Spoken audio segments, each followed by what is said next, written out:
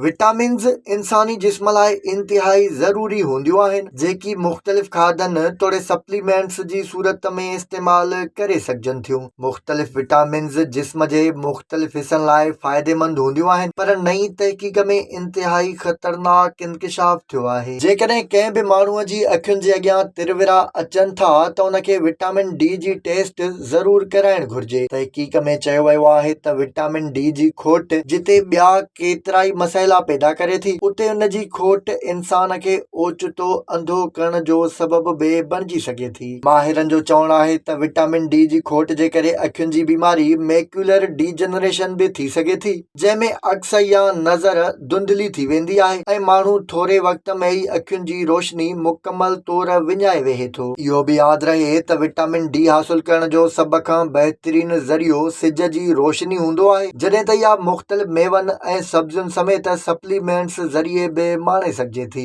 Vitamin D supplements में active vitamin D मौजूदु हूंदो आहे, जेकी उन जी खोट खे फौरी तौर ते ख़तम कंदा आहिनि।